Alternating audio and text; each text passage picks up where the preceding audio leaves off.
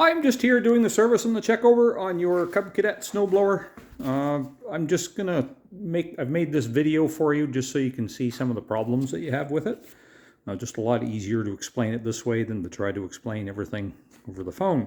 So I usually do this with snowblowers when they have a fair amount of problems. So let's just go down. It's going to be bouncing around here a little bit. This goes by my my list that I have here. Let's see now. First thing, your auger belt. So not sure if we're going to get a good shot of it, but we're going to try. And I'm sure that you can see that it's all cracking. Even at a focus, you can see, oh, there it is. It's all cracked between the cogs and stuff like that, or between the grooves on the belt. So that guy needs to be replaced. You have age cracking in your drive belt. That needs to be replaced. The spark plug that I pulled out of it was quite fouled, so I tossed that away, and I've put a new one in it just so I'll be able to start it up and see how the engine runs. I haven't done that yet. Recoil rope, pretty badly frayed. You probably are aware of that. So when they get frayed like that, the next thing they do is break, and they usually break somewhere up in here because that's where they get the worst. So that guy needs to be replaced. Your lower chute, where it mates with the little mechanism for your rotating your chute. Sometimes it works, and it works a little bit better when it's sitting up on its feet, but not a lot. So I played with trying to tighten this up a little bit to see if that would make a difference, and it did make it a little bit better. But the problem is that it's a shaped hole with a shaped gear that goes into it, and the hole itself has become oblonged and stretched out. So tightening it down is only going to fix it until you get a bit of ice and stuff on it, and then it's going to start doing the same thing again. So that would be a new lower chute to repair that. Your belt cover. Belt cover is also a belt retainer. So if you see the little bump that's on the inside of the cover, the purpose of that bump is so that when you disengage your auger belt doesn't jump off the pulley. So that's what that little bump is for. But the bad part about having them made out of plastic instead of metal, like on a lot of other snowblowers, is that eventually that plastic cover wears out and you have to replace it. So that guy needs to be replaced. Down in the drive. So I've made a couple other little videos. I'll splice one or both in to this one just so you can see the planetary gear sets on either side. So these are a lot more complicated than they really need to be, but this is the way they designed them.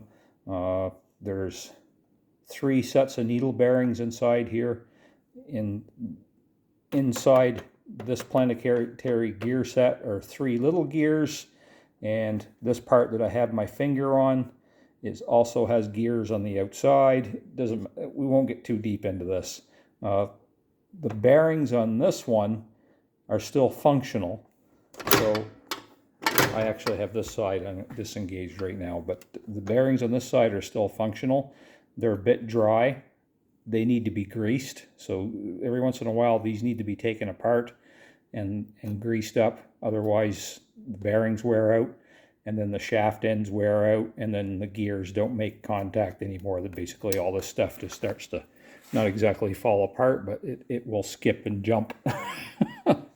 On this side, right now, I have as you see with the zip tie up there, I have the trigger pulled for this side, and I'm just going to put my hand here, or my arm on this wheel. And right now, if I push really hard, I can get that side to turn. So when I have both hands free, I can hear it squealing inside. So I know those bearings, there's probably at least 1 set, if not all 3 sets, that are dry and wore out. They'll be wore flat on one side because they haven't been able to spin inside there anymore. I do have bearings to be able to replace those if you want to replace them. It's a lot cheaper than fixing it. The bearings aren't available from MTD. They're available through a bearing supplier that I have. If you have to replace this part, these bearings from MTD or Cub Cadet, you have to buy the entire planetary gear set and the shaft and the other planetary gear set, and I think it's somewhere around $600, but I can do this, just the bearings, I think in here somewhere around $40 or $50 or something like that. Anyway, so those need to be replaced on that side, greased on this side. I also noticed that you've got a lot of spinning evidence. So everywhere you see all this rubber, this is because you've been spinning. So what happens when you're driving the snowblower and you come to a great big giant snow bank and the snowblower stops, but you still have your traction drive lever pulled down.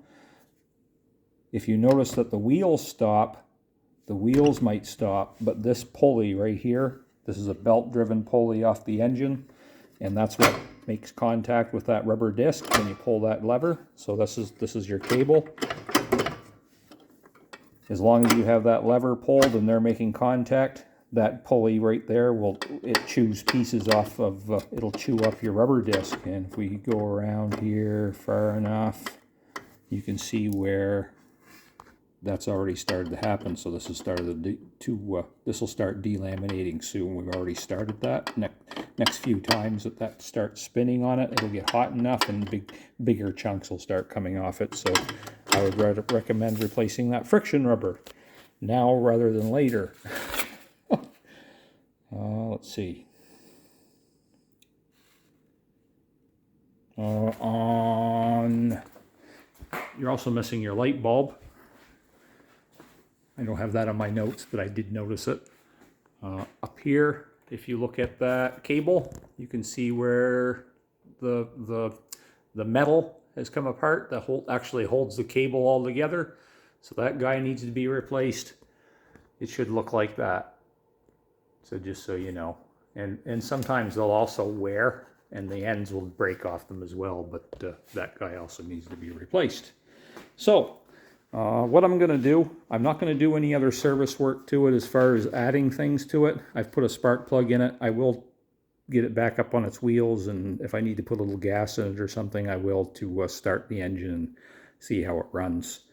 And after I do that, I will do an estimate for you on how much to get it back in shape, and then you can decide what you would like to do. Anyway, if you have any questions, please let me know, and have a great day.